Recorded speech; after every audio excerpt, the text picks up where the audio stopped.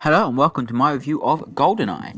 Goldeneye is the 17th film in the James Bond franchise. I mean, to be fair, all I'm going to say so far now is Goldeneye is a masterpiece from start to finish, and I can understand why a lot of people have it as their number one Bond film, because it is, without a doubt, a masterpiece. I know I've given it 5 stars, but if it being like, I think it's brilliant.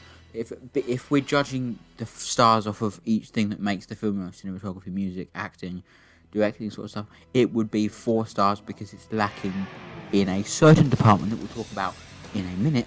But yeah, I mean, it's just brilliant. All of the characters are fun. You have General Ormoff, played by I can't remember his name, I can't remember to look it up. Ormoff is just fantastically fun.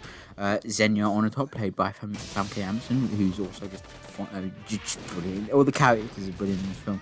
Alex Valian, played by Sean Bean, who's brilliant. Zukovsky, played by Robbie Coltrane, who's also brilliant. All of them are just are fun. In fact, I can say for sure that Goldeneye has the best set of characters in any Bond film, and I'm sure if you ask anyone, they'll agree with you that Goldeneye has the best set of characters, side characters, main characters, any characters. The characters in this movie are absolutely fucking brilliant, and I think it serves to how well a film Goldeneye actually is, and how good a film Goldeneye actually is, when compared to, you have what I like to say, you've got the 3 hits of 87 to 95 of Daylight, License to Kill, and Goldeneye, which are just my favourite master. If you ask me if I want to pick a trilogy of Bond films that are top tier, then it would be that trilogy. I mean, a lot of people go for well, actually, no, there isn't another one I can think of. One after the other that people will go for. Perhaps maybe Majesty. I mean, another one I would go close for would be Majesty's Diamonds, Live and Let Die, which I think is Majesty's Diamonds, Live and Let Die, which I think is another brilliant set of another trilogy. But there isn't any other one that I see people saying one after the other. Really, I think. I mean, if Moonraker didn't exist, and you could say Spy, Few Eyes Only Octopussy, but that's not a thing because obviously Moonraker is there, which is fun. But I mean,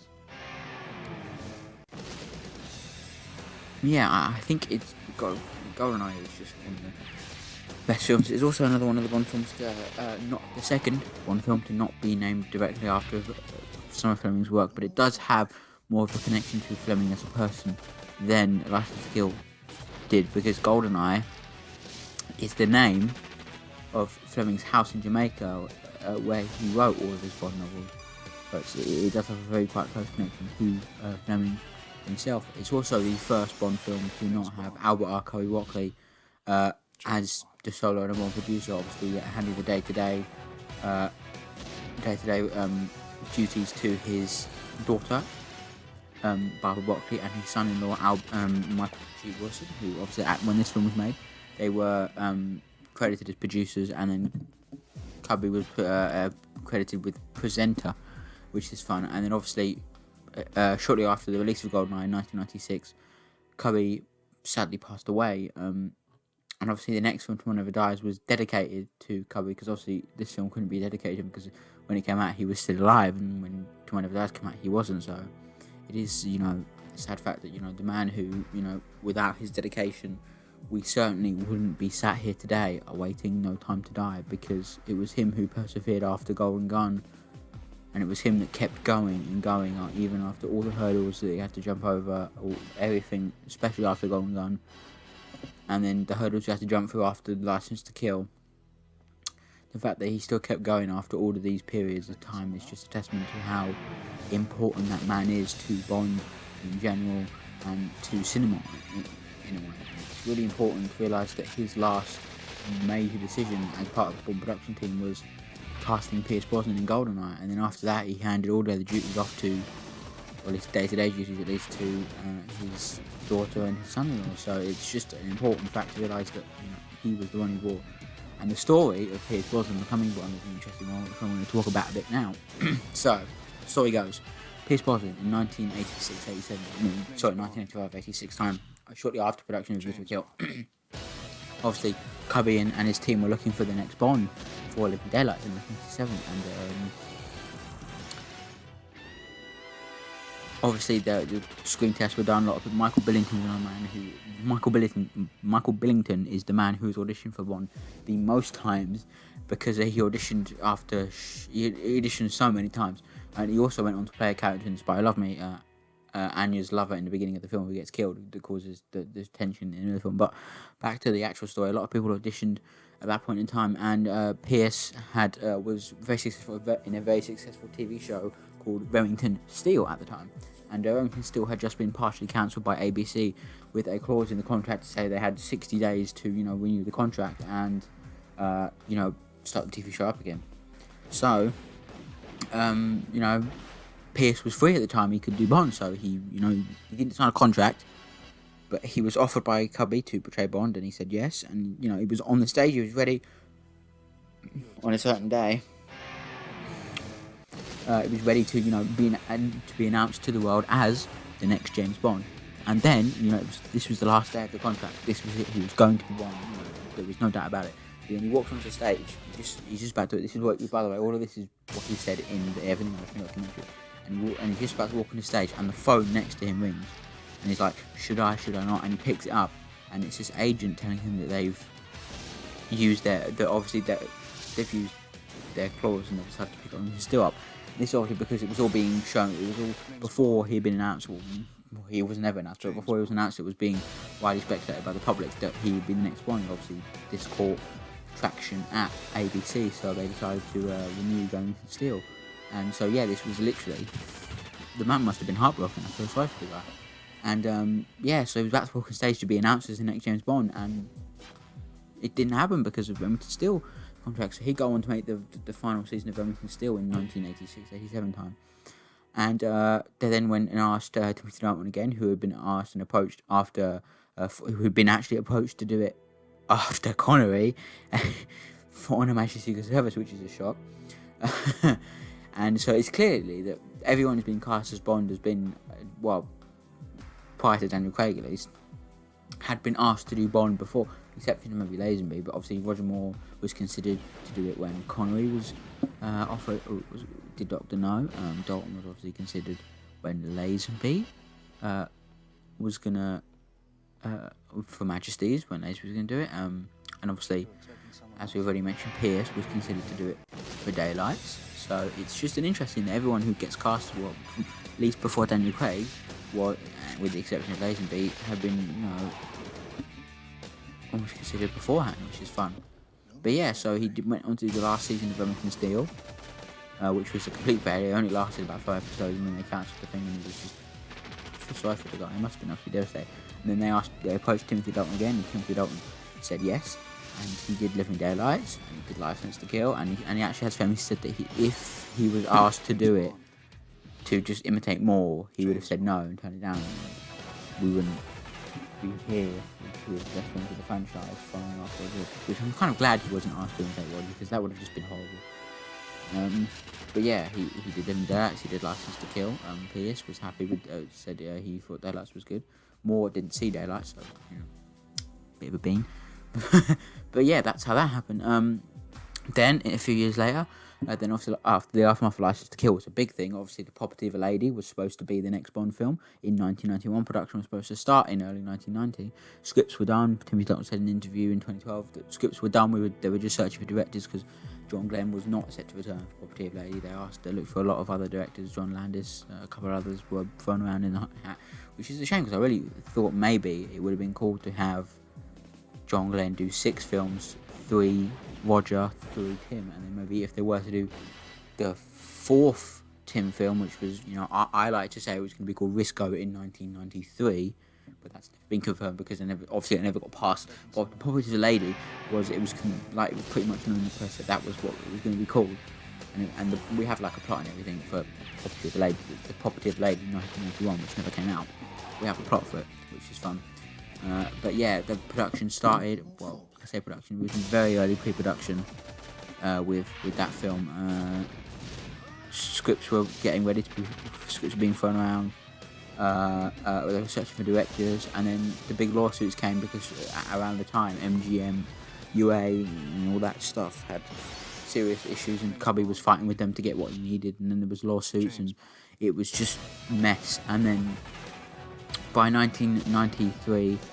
Everything had been resolved, and Cubby was keen to move on with the next film, and he wanted Dalton still. He wanted to keep Dalton, and obviously, but by the end of 1993, his 3-film contract had expired, so he had to sign a new contract. And then obviously Dalton was reluctant at some point, but then he wanted to do it again and wanted to have one final film to bring all elements from his previous 2 together and wrap them up in the final film. But then obviously had a meeting with Cubby, who said that you can't just come back for one film. If you're going to come back, you're going to have to do at least 3 or 4 films. And while Dalton agreed with this mentality, this statement that Cubby had told him, he couldn't commit to doing 3 or 4 films. So by early 1994, Timothy Dalton had resigned in the role of James Bond, and the search for the next Bond was on. And there were a lot of other people, but at the end of the day, Cubby threw Pierce into the hat. He gave Pierce a phone call, and he didn't give Pierce a phone call. He gave Pierce's agent a phone call, who then called Pierce and said, "You're going to be Bond." And Goldeneye started production, and here we are with Pierce Brosnan's 4-film thing. The history of The Property of a Lady is a film, and the aftermath of License to Kill is a whole video I could do on my channel on its own, to be quite frank, and it would be funny. But it's just been a lot of interesting, because I've been getting into the whole The Property of a Lady would have been the 1991 film. The Property of a Lady, 1991, starring Timothy Dalton, and allegedly directed by John Landis, is the one I was gonna say, but I don't think it was. John Landis might not be the right name. Someone, I don't know, don't quote me. There's someone with that name or something like that. But yeah, that's the story of Goldeneye and Property of a Lady, and that's the thing. Moving on here to for more information on Goldeneye, we have music, which this was the period between Wednesday composer John Barry, 1962, 1963 to 1971, 1974, 1979, and 1983 to 1987. And David Arnold, 1997 to 2008. So we're stuck with Mr. Frenchman with a synth fetish, Eric Serra. Because in the last one we had Michael Kamen, who was filling in for Barry because Barry was recovering from throat surgery, and as such can come over and score License to Kill. Which I'm kind of, as much as I love Barry's music, I'm kind of okay with him not scoring License to Kill, because License to Kill was so different that it needed a different sound than Daylights. Because if it had the same composer, then maybe, not that I don't think he would have been bad to have him composer, but what I want to say is that for License to Kill as a film, Michael Kamen's score, Michael Kamen's dark and brooding score fits perfectly, whereas for Goldeneye, whereas for Living Daylights, Barry's score fits perfectly there. But yeah, so we're stuck with Mr. Frenchman with a synth fetish, Eric Serra, whose music is not very good, and it is widely known that of all the Bond soundtracks out there, this is by far the worst, and purely because it's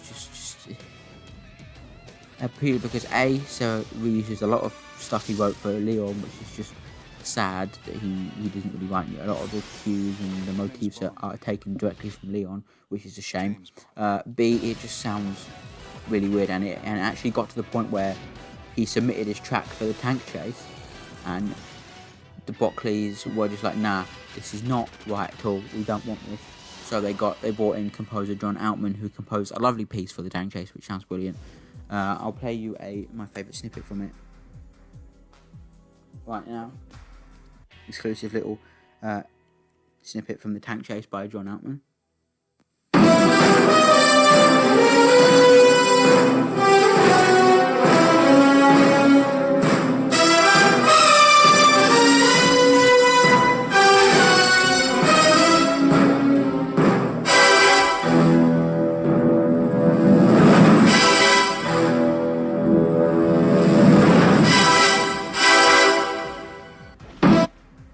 So yeah, that's a snippet from Tank Chase by John Altman, which was never officially released in any sort of official release, anything at all. The only way you can find it really is by searching on YouTube, and also it's the way I managed to get hold of the high quality track that you hear there is it's on John Altman's website, I think, or on a certain website that he's related to his composed profile. There's also on his SoundCloud page, but it's not a very good quality on the SoundCloud page.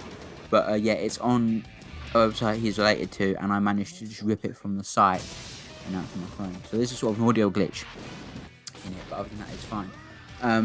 But yeah, it's interesting to see, that there's that one scene of the score that has someone else composing it, which has never happened at all in the history of Bond, to have technically two separate composers working on one Bond film, other than technically Doctor No, but it wasn't a direct. Someone else scored a different piece. It was just orchestration of a certain piece, which was fun. But anywho, yeah. But the funny thing is, and the irony of it is that John Altman's piece was never released, but the piece that Sarah submitted for the tank chase was actually released on the official soundtrack album for some stupid reason, because it's clearly not in the film. It's unreleased music, but it's actually on what should have really been the unreleased piece. The Sarah piece is actually the released piece, and the unreleased piece is actually the good piece from the film. So one of the only good pieces of score for the film is not available widely across most musical platforms. You can obviously find it on those pages I told you, but yeah, it's a shame. But yeah, that's the thing with this film particularly, is that the music is not the best. I mean, he has, don't get me wrong, Eric Serra's, there are 2 tracks that I have to admit are good enough, and they are the Goldeneye Overture and Run, Shoot and Jump. And I think it's just a testament that obviously there's been I think Michael G. Wilson or Barbara Broccoli had said at some point that they were so happy with Altman's work that if there was more time in pre-production, they would have just fired Serra and had Altman just rescore the entire film, which is a concept I'm up to sort of. I know it's a bit too late, but I'd love to see Goldeneye, the John Barry Goldeneye, the David Arnold rescore, or Goldeneye, the John Altman rescore would be really cool to see. An interesting release to take things up in between, this big gap of window that we've had since sometimes release. It would be an interesting thing to see both a version of the film come out, be released, a new cut of the film with either a new rescore from Arnold or from Altman, preferably Arnold, but it'd be interesting to see if Altman even wants to do it, but maybe both, and have a new recut version of the film, and then new albums with music by either of both of those 2 composers on a separate album. And never talking about Eric Serra again in the history of James Bond would be very preferable right now. But yeah, that's the one thing. Thankfully, issue was resolved in Tomorrow Never Dies, which has an interesting story behind its composer, and that Barry almost came back for Tomorrow Never Dies, but didn't, and recommended Arnold. So that's the story we'll get to in the next one. But yeah, to just conclude, Goldeneye is one of the best. It's a wonderful thrill ride and a must watch for everyone. And as I previously stated, it's the 3rd film in what I like to call the general, what most people and most fans believe is or I believe at least, is the general consensus of the masterpiece quadrilogy, which being Goldfinger, Despite Who Loved Me, Goldeneye, and Skyfall. So yeah, thank you guys for watching. Have a wonderful day. In the description will be the Letterboxd review, which is very short, so most of what I've said here is just offhand. Unfortunately, when writing this review, I was busy because I had a little issue to deal with while I was trying to write this review, and my attention was with that instead of this. So what I've written is half of this review is what was written, and not even half of it. Like 3-4 minutes of this review is actually what I've written. And the rest of it is just me talking offhand about the film, which is what I'm going to be doing for the MCU films once. And I will also do WandaVision as our series recap, and I'll also do Falcon and the Soldier once that has concluded. I haven't seen Mandalorian. Don't ask me to. I'll do it. I want to do Mandalorian once I've sat through both seasons. But yeah, I'll definitely be doing Iron Man all the way through to Spider-Man Far From Home, and then WandaVision as well, and then obviously Falcon and the Soldier when that completes. But yeah, link in description, Letterboxd review, Linktree. The Dead Mean Podcast episode 1 on YouTube, the Dead Mean Podcast episode 1 on my SoundCloud, and then obviously Woven Wolfie, as he's now called, on YouTube and everywhere else, and Woven Wolfie's Linktree as well, because he's still working very hard on those lovely animations of the outtakes, which is good to know. But yeah, the Dead Mean Podcast is available on my YouTube channel, my SoundCloud, and Woven Wolfie's YouTube channel as well, so go check those out in the description below. Have a wonderful day, guys. Thank you for listening to me talk about Goldeneye, one of the better films in the James Bond franchise, and arguably, in my opinion, Pierce's definitive James Bond film, which is fun to know. Pierce, as an actor and as a character, portraying his character, did very well in that his films have the most... See, I don't want to... Here's a precursor to Down of the Day. Along with Golden Gun and Goldfinger, it was the 3rd James Bond film I ever saw, so much like Golden Gun, I have a soft spot for it, and I don't think it's as bad as everyone makes it out to be. Yeah, the windsurfing scene, don't get me started on how bad that is, but there are other moments that I think are actually good about Down of the Day, such as obviously Arnold's score, and the car chase is really good in that film, some of the parts, but yeah, that's Down of the Day when we get to Down of the Day. Next up tomorrow is Tomorrow Never Dies. I'll be doing a review for that tomorrow, and this evening I'll be writing the review for The World Is Not Enough, which is a one I believe is very underrated. Anyway, guys, have a wonderful day. Have fun. Bye bye for now. Goodbye. Name's Bond.